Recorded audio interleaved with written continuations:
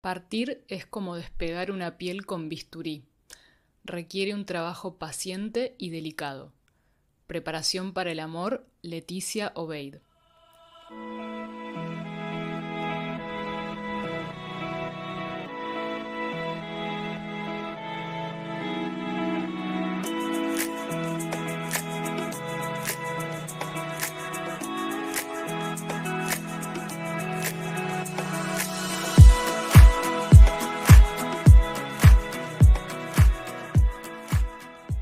Buenas, ¿cómo están? Bienvenidos y bienvenidas al episodio número 14 del podcast del Laboratorio de Lectura.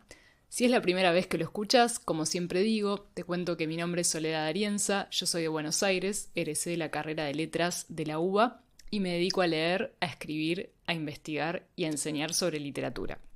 Si todavía no lo hiciste, puedes darle al botón seguir en Spotify y también seguirme en el Instagram de este proyecto, que es @labdelectura. Y como digo en los últimos episodios, en Spotify podés valorar lo que escuchás mediante unas estrellitas. Si estás desde el celular, en la portada del podcast hay unos 3 puntitos y de ahí sale la opción calificar. Si te gusta lo que hago, te agradezco muchísimo si puedes valorar positivamente el podcast, así el proyecto sigue creciendo. La situación en la que estoy grabando este episodio es una muy particular, porque estoy a pocos días de partir hacia otro país. Me voy a España, a la ciudad de Sevilla, en donde voy a estar en principio por los próximos 10 meses. Algo de esto ya había adelantado en el episodio anterior, cuando hablé de la enseñanza de la literatura, porque ahí justamente decía que esa era una actividad que iba a entrar en suspenso por unos cuantos meses, y eso me daba nostalgia y me parecía rarísimo. Es por esto que, dadas estas circunstancias, este episodio se titula La partida. Como me pasa desde que empecé el podcast, cada capítulo tiene un claro correlato con episodios de mi vida. A veces esto es más directo y otras menos, pero lógicamente esta no podía ser la excepción. Entonces hoy traigo una selección de textos que hablan del hecho de partir, de separarse del lugar de origen de una, y textos que en ese sentido funcionaron como una guía para mí a la hora de procesar este movimiento que voy a realizar. Y si bien este episodio también tiene una estrecha relación con el segundo episodio del podcast, que si no lo escucharon pueden ir a escucharlo, que de hecho era el que salió hace justamente un año, porque lo saqué en septiembre del 23, que decía que tiene relación porque ese era de los viajes, el de hoy va por otro lado, porque el de ahora, se enfoca más en las sensaciones que despunta la partida. Una partida que se entiende va a implicar dejar el lugar de origen por un lapso más prolongado de tiempo, no simplemente unas vacaciones o un viaje acotado. Entonces me quiero enfocar en la partida que implica despegarse del espacio conocido, que no es solamente el lugar de origen, en mi caso Buenos Aires, sino que también implica despegarse de la red de familia, de amigos y amigas, de trabajos, de afectos, al fin, ¿no? De rutinas, de la lengua, entre miles de otras cosas. En Desierto Sonoro de Valeria Luiselli, un texto que siempre recomiendo y en el que la cuestión de la partida hacia un nuevo lugar atraviesa a sus protagonistas, la narradora dice: «Supongo que todas las historias comienzan y terminan con un desplazamiento, que todas las historias son en el fondo una historia de traslado. Pienso que ese traslado nos hace habitar una tensión entre lo conocido, que es el pasado y también nuestro presente hasta ahora, y lo desconocido, todo aquello que está por venir y que no sabemos de qué se va a tratar». En estos últimos días en los que estaba preparando este guión y en los que al mismo tiempo realizaba todo este proceso que constó de muchos pasos que vienen de varios meses atrás, pasos entre los cuales está, por ejemplo, desarmar mi casa, encontré varios textos que plasman esta tensión. Hay uno que se llama Diario de aterrizaje, de la autora colombiana Laura Ortiz Gómez, que plantea de modo muy claro esto. Es un texto autobiográfico en forma de diario, editado por Bosque Energético, que es una editorial preciosa que edita diarios. Y lo que se narra en este texto es la vuelta de la narradora a Bogotá, luego de haber pasado varios años viviendo en Buenos Aires. Y ella dice en una de las entradas: «Terminar mi relación con F terminar mi relación de 7 años con Buenos Aires eran parte de un mismo salto al vacío. Un salto que escondía amor a una versión del futuro posible. Otra Laura, otra ciudad, otra manera de hacer un vínculo, otra manera de trabajar, otra manera de hacer y gastar dinero. Pero esa otra, nueva, radicalmente distinta, no nace sola. Esa otra es pura tensión con lo viejo. No puedo reinventarme sin mi pasado. Todo lo que quiero crear, de alguna manera, me tira para atrás. Acá en este texto el movimiento es diferente a lo que me está pasando a mí, porque ella vuelve a su ciudad natal, que en teoría es lo conocido, pero lógicamente el lapso de 7 años que vivió en Buenos Aires hacen que lo viejo sea nuevo y lo que en su momento era nuevo, Buenos Aires, ahora sea lo conocido. Pero me gusta particularmente la última parte de lo que leí, en la que ella plantea ese fino equilibrio entre dejar las versiones de una, pero llevarlas consigo. Porque partir implica un desgarro, y eso me estoy dando cuenta ahora, dejar a otras personas y lugares, pero también hay que hacer un delicado ejercicio, una especie de selección. A veces es más consciente y otras menos, pero de decir qué de lo pasado me llevo conmigo. Algunas cosas simplemente suceden y no se piensan, digamos. Yo sé que me voy a Sevilla con experiencias, con recuerdos, con afectos que se van en mi corazón y ni tengo que pensar si se van conmigo o se quedan porque ya me constituyen, pero también hay un trabajo a nivel de lo concreto y material. ¿Qué elijo llevarme del pasado? ¿Qué dejo atrás para dejar lugar a lo nuevo? Y en particular me pasa con determinados objetos que son los libros. Y es que, no puedo llevarme ni por casualidad todos los libros que me gustaría, por cuestiones muy concretas, ¿no? De peso en la valija, de espacio, y entender que, tengo que condensar un poco mi vida en una valija y una mochila. Hay ciertamente un vértigo ahí para mí en irme despojada de mi biblioteca, ¿no? Y en una entrevista que le hace Mercedes Halfon a Alan Pauls, narra que en su mudanza a Berlín tiene la situación justamente de haber dejado biblioteca en Buenos Aires, crear una nueva biblioteca y la sensación que eso genera, ¿no? No solamente por los objetos, sino por lo que ya he dicho en otros episodios de la cuestión de que los libros también implican vínculos, ¿no? O huellas de nuestro pasado. Entonces, hay un ejercicio de viajar así, sin eso. También confiando, me parece, en los registros que tengo de lo que fui leyendo en mi memoria. Obviamente, registros imperfectos, registros fragmentarios y a mi manera, pero que a fin de cuentas es lo importante de los textos, ¿no? Lo que llevo conmigo. También en los cuadernos, en los cuadernitos que me llevo donde anoto citas. Y por supuesto en el podcast, que también es una bitácora o un registro de mis lecturas. Pero también confiando en las nuevas lecturas que me voy a encontrar en el lugar de destino y que claramente van a ser diferentes a las de Buenos Aires, no solo porque en Sevilla consiga textos distintos, sino porque es muy probable que mis deseos de lecturas cambien en este tiempo y en este nuevo lugar. Volviendo un segundo a Diario de Aterrizaje, la narradora hace referencia a una emoción que inevitablemente se cruza en la previa a partir, que es el miedo. Ella dice: pero ante el terror de una nueva relación, lo viejo conocido reluce con el particular color familiar de su detención. Acá puntualmente ella hace referencia al inicio de una nueva relación sexoafectiva y durante todo el texto hay un paralelismo entre el volver a escribir y el volver a enamorarse. Pero creo que esta frase también se puede ampliar y aplica al terror y a la ilusión, que están en partes iguales, que da una nueva relación en todo sentido, ¿no? La nueva relación con una nueva ciudad, con nuevas amistades, nuevos amores, la construcción, en fin, de nuevos espacios de pertenencia. Yo lo llamaría como ese lento y preciso proceso mediante el cual lo desconocido se va tornando familiar. Y hay otro texto ya recontracitado en este podcast, que es Diario Pinchado de Mercedes Halfon, en el que también encontramos estas tensiones.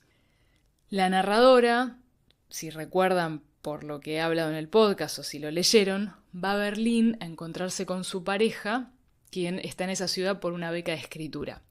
Y en una de las entradas del diario, la narradora dice: Oriente a su vez viene del latín oriens, participio de oriri, aparecer, nacer, denominación que se le dio en la antigüedad por ser el plano desde donde se asoma el astro de fuego. Por extensión, en la cultura occidental se le otorgó este nombre a Asia, el territorio que está al este del lugar de observación. El Oriente era todo eso exótico, misterioso, desconocido. Orientarse es para mí poder ir a lo desconocido y saber volver después. Antes de pasar a lo desconocido, quiero hablar un poco de lo que se deja al partir, en especial de la ciudad. En Caso de amor, psicopatología de la vida amorosa, que es un texto de Andu Furmantel, que cité bastante en el episodio 12, el del encuentro, hay un ensayo muy bello titulado La ciudad como territorio amoroso. Y ahí Du Furmantel dice: la ciudad es un territorio amoroso. Lleva mucho tiempo darnos cuenta. Para empezar, nos paseamos con toda tranquilidad, con sus lugares favoritos, sus lugares a evitar, los barrios poco concurridos, en fin, toda una red interiorizada de calles y de recuerdos hojaldrados desde la infancia y la adolescencia hasta el presente, allí donde usted está. Hablamos acá con esta cita de la ciudad de origen, la que se deja, no a la que se llega, que de esa vamos a hablar un poco más adelante.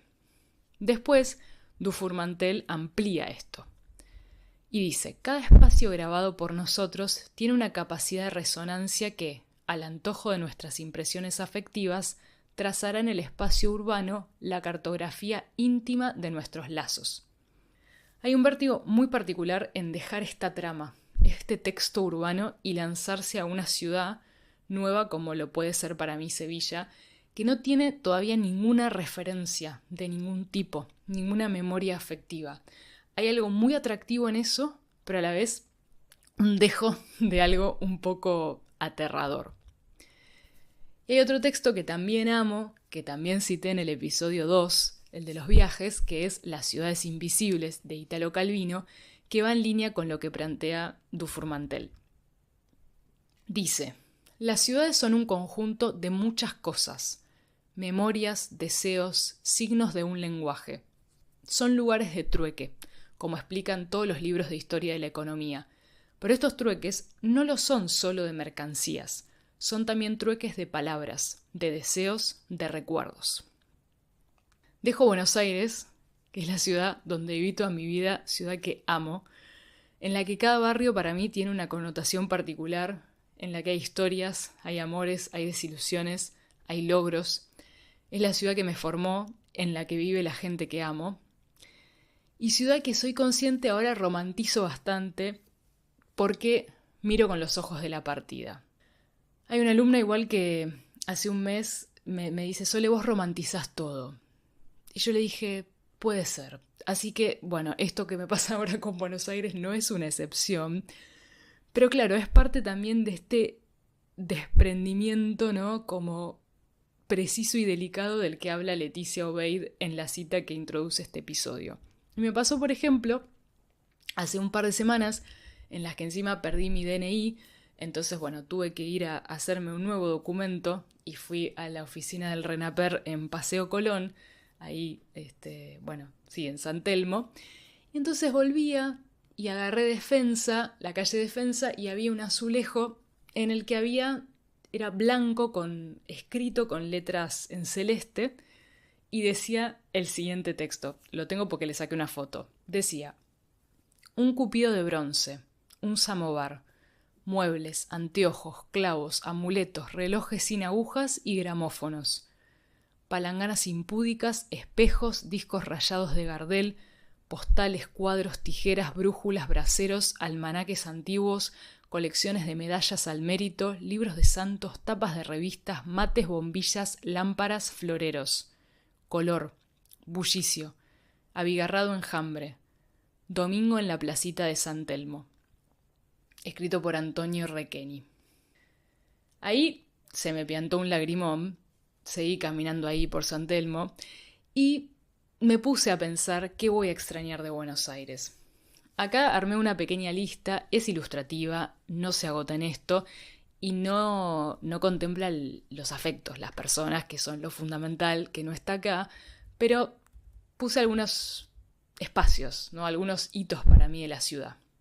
Por ejemplo, el hall del Teatro San Martín, el Café Paladar Negro, al que voy semanalmente desde hace año y medio, otros cafés como Los Galgos, al que voy a ir mañana, el Gato Negro, las cúpulas, sobre todo las que se ven en el microcentro o en San Telmo, el cielo, que es muy celeste, el ritmo acelerado, ciertos recorridos como por ejemplo tomarme la línea B para ir a visitar a mi amiga Julia, nuestro español rioplatense, las estaciones de la línea A, mis librerías queridas, el cine Lorca y el cine Cosmos, que ahora por suerte reabrió, así que voy a ir el martes antes de irme, a donde voy, a estos dos cines, cuando quiero escaparme de lo que pasa en la ciudad. Y así podría seguir por un buen rato. De esto parto. Estos lugares y muchos otros son la trama que me calma, esa especie de emplazado geográfico que me contiene y que le da sentido a mi deambular por la ciudad. Hay algo de mirar el mapa y entender, ¿no? Entender lo que pasa en una ciudad, los barrios, sus connotaciones, sus tensiones. De esto parto hacia una ciudad desconocida. Y como es muy poco lo que puedo decir sobre la ciudad que me espera, porque también hubo una intención, en este caso, de no querer indagar de más. Por supuesto, sí, esto está preparado, indagué en cuestiones burocráticas, administrativas, legales, académicas, porque el objetivo de esta estadía allá es académica, pero no quise construir expectativas de más, porque a veces esperamos mucho de un lugar y este lugar nos desilusiona y la caída termina siendo estrepitosa. Entonces, esta vez preferí no anticiparme tanto. Pero sí, en cambio, me centré en rastrear en textos, como les decía, reflexiones en torno a lo desconocido, a cómo se procesa esa sensación de estar partiendo hacia algo de lo que no sabemos con certeza de qué trata. Y para abordar esto, una clara referencia es Rebecca Solnit en el texto Una guía sobre el arte de perderse. En ese texto Solnit dice: dejar la puerta abierta a lo desconocido, la puerta que da a la oscuridad. Es de ahí de donde vienen las cosas más importantes, de donde venimos nosotros mismos y también a donde iremos. Y más adelante, en una frase ya a esta altura célebre para mí y que he citado en otros episodios, aquello cuya naturaleza desconocemos por completo suele ser lo que necesitamos encontrar, y encontrarlo es cuestión de perderse. En esta misma línea, En caso de amor, Andu Furmantel dice: apostamos sobre lo desconocido, suponiendo que después nuestro corazón puesto a prueba será más vasto, como agrandado, que nuestra inteligencia será más lúcida, que nuestras emociones encontrarán una alimentación y una capacidad renovada para admitir lo inédito. Partir es definitivamente una apuesta, un riesgo. Puede salir como pensamos o no. Justamente esta autora tiene otro texto que estoy leyendo en este momento, y fue una decisión elegirlo como lectura que me acompañe estos días, que es Elogio del riesgo. Y en ese ensayo ella dice: el riesgo de dejar a la familia es un elogio irrealizado de la fuga, del alejamiento, del paso al lado, de lo que en nosotros es capaz de estar desorientado. Creo que partir implica saber que vamos a dejar atrás esas referencias conocidas que tanto nos sostienen y que vamos a sentir desorientación. Pero también es esa confianza en que lo que nos ancla lo llevamos dentro, y en cierta medida esos universos recorridos, esas tramas afectivas del pasado, de la ciudad de origen, nos van a permitir sortear las vicisitudes, los desconciertos y las desorientaciones del nuevo lugar. O al menos así quiero creerlo.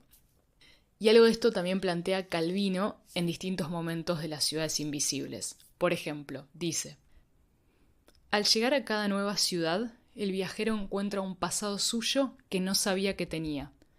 La extrañeza de lo que no eres o no posees más te espera al paso en los lugares extraños y no poseídos.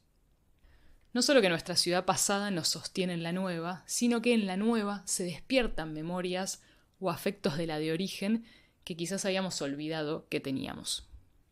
Y con respecto a lo que se nos revela en la ciudad, en otro momento del texto dice, también siguiendo con el texto de Calvino, de una ciudad no disfrutas las 7 o las 70 maravillas, sino la respuesta que da a una pregunta tuya. Hay muchísimas razones para decidir partir. En algunos casos, la partida no es una elección, es algo que debe hacerse porque es la vida misma la que está en juego. En otros casos, cuando es una elección, hay múltiples razones para partir. A veces sabemos por qué partimos, a veces no lo sabemos, a veces tenemos alguna intuición al respecto. Partir a veces se idealiza mucho, sobre todo en un país como el nuestro, y lejos está de ser algo fácil. Aun cuando es elegido, implica una movida muy importante. Y la frase de Calvino me gusta porque enfatiza el relato personal, artesanal, de cada persona que parte. No lo que se supone que hay que ver o lo que se supone que hay que hacer al partir. Porque en estos procesos una se encuentra con múltiples voces que opinan, ¿no? De todo tipo, desde vos te vas y seguro no volvés más, hasta es obvio que volvés, o gente que ya asume, entonces cuando vuelvas, porque a algunas personas obviamente les duele vernos partir, aunque sea por un tiempito, digamos, no breve, pero tampoco definitivo, o si no volvés tal cosa, bueno, distintas frases. Cada persona desde su lugar asume, algunos que esto es una fase, que esto es una etapa, algunos que esto es para siempre, bueno, de todo, ¿no? Y la verdad es que ni idea. Yo sé en parte por qué parto y en parte no lo sé. Lo que sé es, como dice Calvino, que Sevilla, la ciudad a la que me voy, me va a dar seguramente algunas respuestas a las preguntas que tengo. Preguntas que, además de ser inquietudes académicas, en mi caso, son preguntas de carácter existencial, claramente. Inquietudes que son las que también me mueven, ¿no? Me llevan a irme de Buenos Aires por un tiempo. Y quizás esas respuestas no lleguen de forma directa, capaz lleguen de forma velada, de modo incomprensible, quizás se me responda con nuevas preguntas, pero en todo caso trataré de hacer un recorrido que se pueda alejar de las voces externas, que muchas veces con la mejor intención y desde el amor nos quieren diagramar el por qué partimos y lo que se supone que debemos encontrar allí. Y allá, del otro lado del charco, voy a tratar de honrar de dónde vengo, de dónde soy y todo lo que me trajo hasta acá. Con estas reflexiones un poco destartaladas, muy acordes a lo que estuve viviendo en estos meses en los que mis emociones pasaron por todos los estados, en los que atravesé despedidas de afectos, de mi hogar, de mis libros, de mi ciudad. Voy a cerrar el episodio de hoy. En breve parto, dándole lugar a lo desconocido y llevándome de acá, de mi querida Argentina, lo importante, dándole lugar al vacío para poder albergar lo nuevo. Este episodio está dedicado a todas las personas que me están ayudando en este proceso de partir, mis amigas y mis amigos, mi familia, mis alumnos y alumnas, mis compañeros y compañeras de trabajo, conocidos de la vida, gente de Buenos Aires que me está dejando irme y que me espera con los brazos abiertos cuando decida regresar. Y también amigos de España que me están dando una mano inmensa y me están haciendo sentir que soy bienvenida ya en esta nueva etapa que voy a comenzar. Todos ellos son, como dice en una parte de Marjane Satrapi en Persépolis, mi equipaje afectivo, eso intangible pero fundamental que me voy a llevar a donde sea que vaya. Nos encontraremos eventualmente el mes que viene, en octubre, en un episodio que va a ser grabado desde el otro lado del Atlántico, desde la ciudad de Sevilla, en Andalucía, España. Gracias por haber llegado hasta acá, te mando un abrazo y hasta la próxima.